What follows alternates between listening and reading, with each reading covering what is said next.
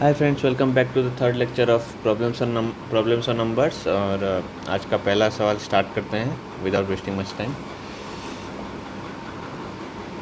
चलो, पहला सवाल है A B C D and E are 5 consecutive odd numbers. ठीक है,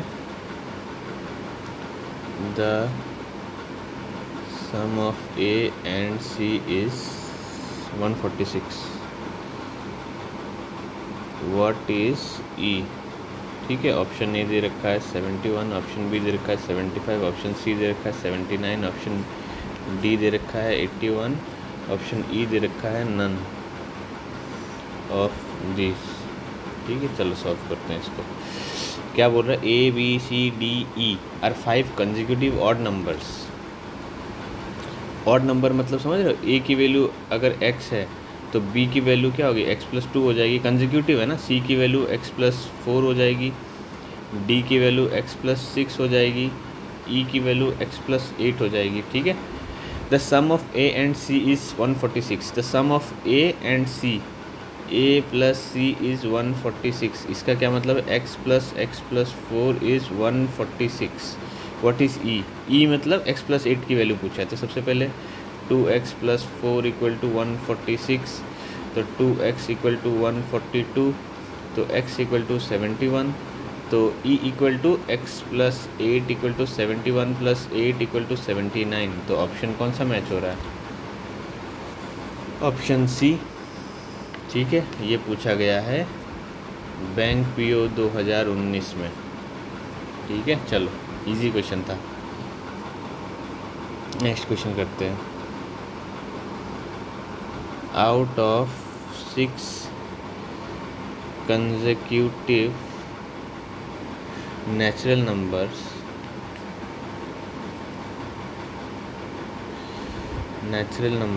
if the sum of first 3 is 27, what is the sum of the other 3?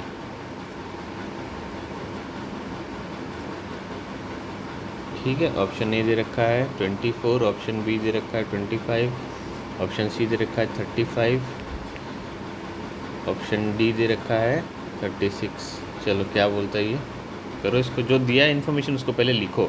Out of 6 consecutive natural numbers. 6 consecutive natural numbers मतलब x अगर पहला है, दूसरा वाला होगा x+1, तीसरा वाला होगा x+2, चौथा क्या करना, x+3, x+4, x+5। ये 6 consecutive natural numbers. If the sum of first 3 is 27, sum of first 3, ये तीनों का सम।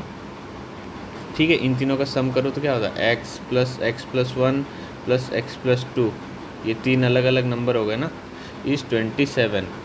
तो what is the sum of the other 3, मतलब इनका सम पूछा है। ठीक है, हो जाएगा। क्या है, हमें x की वैल्यू पहले ही पता चले, तो 3x प्लस 3 इक्वल टू 27, तो 3x इक्वल टू 24, तो x इक्वल टू 8। ये पहला हुआ।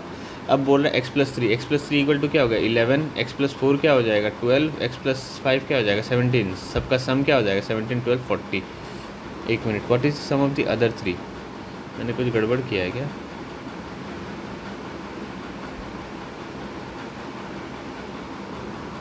हाँ देखो, गड़बड़ क्या है। ये हो जाएगा 13, 11, 12, 13 की 36 हो जाएगा। तो मेरा आंसर निकल के आया ऑप्शन डी। और ये पूछा है एसएससी 2010 में। ठीक है, चलो अगला सवाल करते हैं। सिली मिस्टेक्स हो रही हैं कहीं कहीं, देखो उस चीज़ का ध्यान रखना है। The sum of 2 numbers is 40 and their product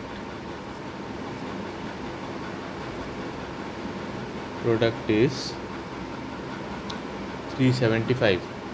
What will be the sum of their reciprocals? What will be the sum of their reciprocals. Option A दे रखा है 1/40, ऑप्शन बी दे रखा है 8/75, ऑप्शन सी दे रखा है 75/4, ऑप्शन डी दे रखा है 75/8। चलो क्या बोलता है, सम ऑफ टू नंबर्स इज 40। दो नंबर है एक्स और वाई पकड़ लो, उनका सम है 40 और उनका प्रोडक्ट है 375। तो मैं y को ऐसे लिख सकता हूँ ना, y equal to 40 minus x, वही चीज़ को यहाँ पे लिख सकता हूँ ना, 40 माइनस एक्स इक्वल टू 375। तो 40x minus x square equal to 375। इसको मैं ऐसे भी लिख सकता हूँ, x square minus 40x plus 375 equal to 0, ऐसे लिख सकता हूँ। अब देखो इसको ना ऐसे लिखा जा सकता है, -25x माइनस 15x प्लस 375। ठीक है, तो x minus 25 minus 15 x minus 25 equal to 0। तो x की वैल्यू निकल के आएगी 15 और 25, ये हुआ। अब सम ऑफ द रेसिप्रोकल्स, तो देखो x की वैल्यू अगर 15 है ना, x की वैल्यू अगर 15 है तो y की वैल्यू क्या हो जाएगी 25, या फिर x की वैल्यू अगर 25 है तो y की वैल्यू 15 हो जाएगी। ये बात ही की है, ठीक है। इफ़ तो अब मुझे क्या करना है, 1/25 प्लस 1/15 करना है, कोई भी एक ले लो, बात तो एक ही है। 1/15 करना है तो इसकी वैल्यू क्या हो जाएगी 375, यहाँ पे आ जाएगा 15, यहाँ पे आ जाएगा 25। तो 40/375, this will come out as 8/75। ठीक है, 8/75 निकल के आएगा। तो मेरा आंसर जो होगा वो ऑप्शन बी होगा। ठीक है, ये सवाल पूछा है। चलो अगला सवाल करते हैं।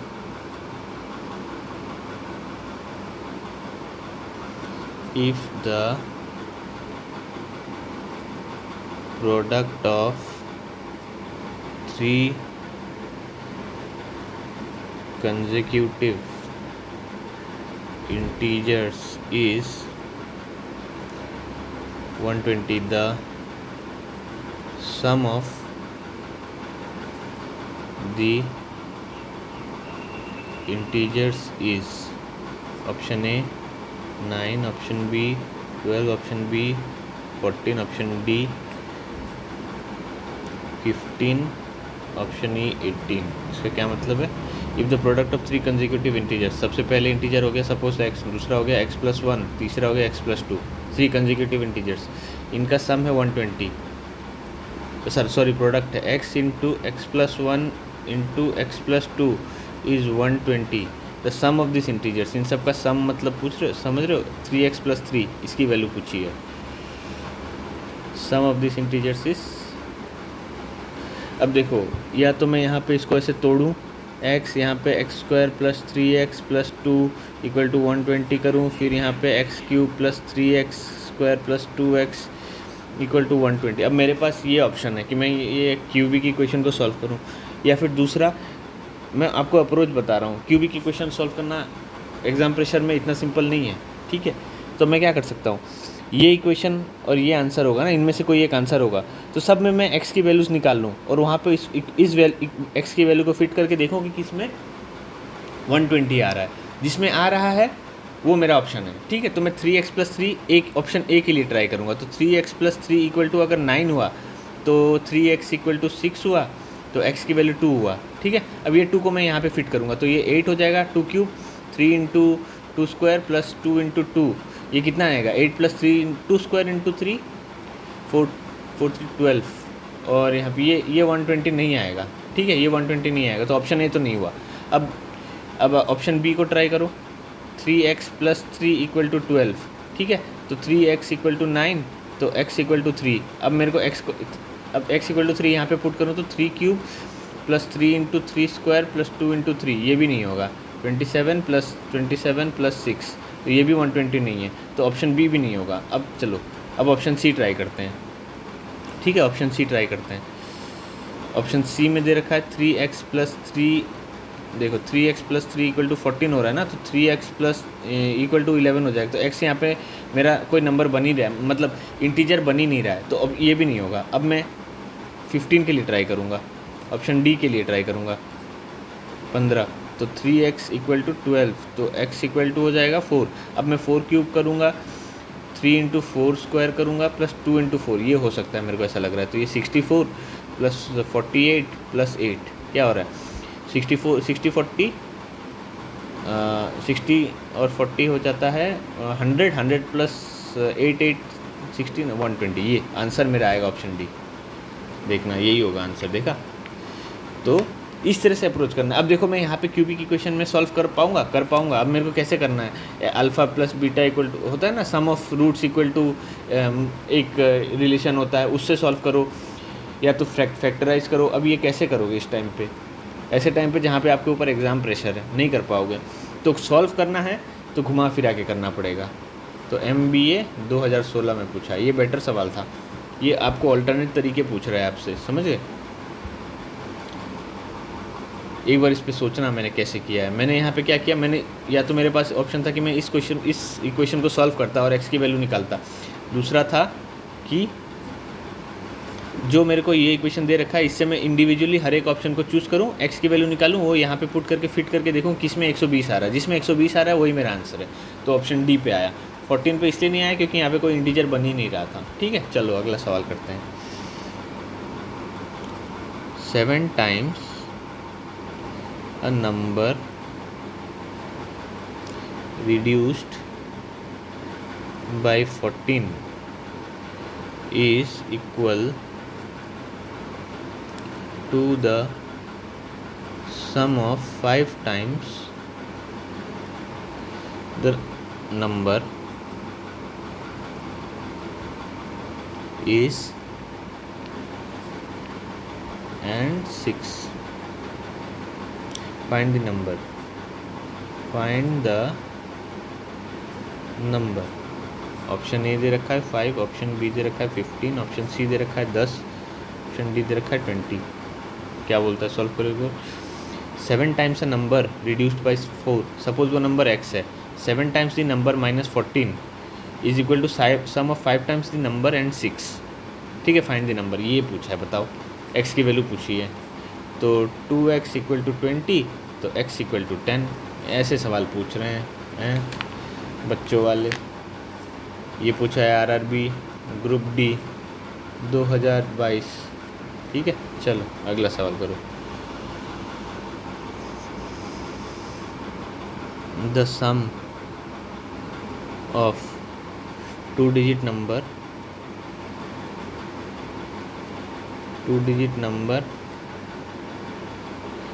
and the number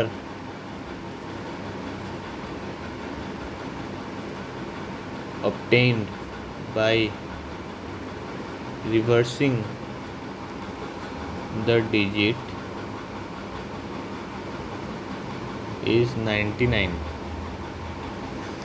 if the number differ by y. If the number differ by pi, then the 2 digit number can be, then the 2 digit number can be option A 83, option B 18, option C 27, option D 16। क्या बोल रहा है, the sum of two digit number and the number obtained by reversing the digit is 99। अच्छा, x y plus y x, यही पूछा है, equal to 99 if the number differ by then the 2 digit can be. क्या मतलब समझ रहे हो कि x minus y equal to 5 है। ठीक है, यहाँ पे ऑप्शन से ही देख के किया जा सकता है। ये एक पहला ऑप्शन लो और इसका रिवर्स करो 38। क्या इनका सम 99 बैठ रहा है? यहाँ पे नहीं बैठ रहा है। 81 और 18 यहाँ पे 99 बैठ रहा है? हाँ बैठ रहा है। लेकिन क्या इन दोनों के बीच में जो डिफरेंस है वो 5 है? नहीं है, तो ये ऑप्शन भी नहीं होगा। यहाँ पे 27 है ना, इसका उल्टा करो 72 हो जाएगा। इन दोनों का सम 99 बैठ रहा है? हाँ बैठ रहा है, तो ऑप्शन यही होगा। इसका देखो 61 हो जाएगा। इन दोनों का डिफरेंस भी 5 है लेकिन इसका सम 77 बैठ रहा है, तो ये भी नहीं होगा। तो मेरा आंसर जो निकल के आएगा ये 7 मतलब ऑप्शन सी होगा। देखो ऐसे प्रेजेंस ऑफ माइंड रखना है कि इसको देख के ही आप सॉल्व कर लो। अब मैं पेन पेपर चलाता इसको सॉल्व करता है ना, तो सॉल्व हो जाता, पर क्या एग्ज़ाम टाइम में मेरे को इतना टाइम मिलेगा कि मैं इतना बड़ा इक्वेशन बनाऊं, इसको सॉल्व करूं? मेरा काम है जल्द से जल्द सवाल को मतलब उसकी मतलब अंजाम तक पहुंचाना, ये मेरा मकसद है। ये नहीं है कि मैं उसको सॉल्व करूं बढ़िया से, वहाँ पे कोई नहीं देखेगा, आपको देखेगा कि आपका ऑप्शन क्वेश्चन नंबर और उसका ऑप्शन मैच हो रहा है कि नहीं, यही लोग देखेंगे। ये कोई नहीं देखेगा कि अच्छा इसने यहाँ पे ये किया है कि नहीं, ये वाला स्टेप है कि नहीं। यहाँ पे ये ऑब्जेक्टिव एग्ज़ाम है यार, सब्जेक्टिव थोड़ी है। कोई आपका ये स्कूल कॉलेज का एग्ज़ाम थोड़ी ना है कि आपका कोई स्टेप मार्किंग देगा, ऐसा कुछ नहीं है। आपका ऑप्शन अगर तुक्के से भी सही हो रहा है तो सही है, ठीक है, ऐसा कुछ नहीं है। अब मैं इसको ऐसे करता कि 10 इंटू एक्स प्लस वाई होता, ये वाला नंबर है ना, और ये होता 10 into y plus x equal to 99। अब देखो यहाँ पे x माइनस वाई की वैल्यू 5 दे रखी है सपोज़, तो ये 11x plus 11y equal to 99, तो x plus y equal to हो जाता 9। तो x प्लस वाई 9 है और x माइनस वाई है 5, तो दोनों को सम करो तो x इक्वल टू 7 आया। तो y की वैल्यू क्या हो जाएगी 2, y की वैल्यू हो जाएगी, हाँ y की वैल्यू हो जाएगी 2, तो मेरा यही नंबर आया। अब x y कोई भी ले लो, 72 ले लो, 27 ले लो, ठीक है, ऐसे होता है। ये मैं कर लेता, पर मेरे को यहाँ पे देख के ऑप्शन से ही मैं एलिमिनेट कर सकता हूँ, तो मैं इसी अप्रोच से चूज़ करूँगा। मैं क्यों जाऊँ इतना जानबूझ के लंबा करने के लिए? मेरा टाइम बचाना है यार, मेरे को कोई छोटा मोटा वो नहीं है, मेरे को और भी 100 सवाल और करने हैं। ये अप्रोच होना चाहिए, ठीक है। चलो अगला सवाल करते हैं। If the ratio of the first to second number is 3:4 and that of second to the third number is 8:5, then the and the sum of the numbers is 190, then the third number is option A दे रखा है 50, option B दे रखा है 40, option C दे रखा है 55, option D दे रखा है 65, option E भी दे रखा है नन ऑफ दीज, ठीक है। चलो क्या बोला है, the ratio of first to second number is 3:4, x और वाई पकड़ लो, पहला और दूसरा 3:4। इसका क्या मतलब है, 4x इक्वल टू 3y, तो x इक्वल टू हो गया 0.75y, ठीक है। और बोल रहा है and that of second to the third y और z पकड़ लो इज़ 8:5, तो 5y इक्वल टू 8z, तो z हो गया 5/8, y ये होता है 0.625y, ठीक है। बोला and the sum of the numbers is 180, मतलब x plus y plus z is 180। अब सबको x y के टर्म्स में ले आओ ना, x इक्वल टू 0.75y, ये y तो y है ही, और यहाँ पे हो जाएगा 0.625y इक्वल टू 190, ठीक है। तो इसकी वैल्यू हो जाएगी 75 और 625, 750 और 625, 571.1 और 2.375y इक्वल टू 190, तो y की वैल्यू क्या आ जाएगी 190/2.375। इसको ना ऐसे लिख सकते हैं 2 + 0.375 ऐसे लिख सकते हैं, तो 2 + 3/8, तो ये हो जाएगा 19/8, ठीक है। तो ये 190/19 × 8, तो ये हो जाएगा 80, ठीक है। y की वैल्यू 80 हो गई, तो third number z equal to 0.625y, it is equal to 5/8 × 80, this is 850। तो आंसर मेरा निकल गया है ऑप्शन ए। देखा, ऐसे करना है सॉल्व, जितना जल्दी हो सके उतना जल्दी करना है, ठीक। कितने सवाल हो गए आज के, आई थिंक 6-7 तो हो ही गए, 1 2 3 4 5 6 7 सवाल हो गए। एक लास्ट सवाल कर लेते हैं।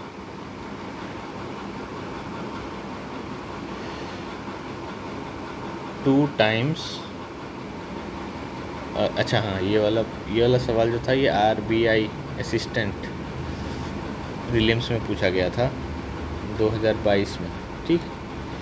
2 times a 2-digit number is 9 times the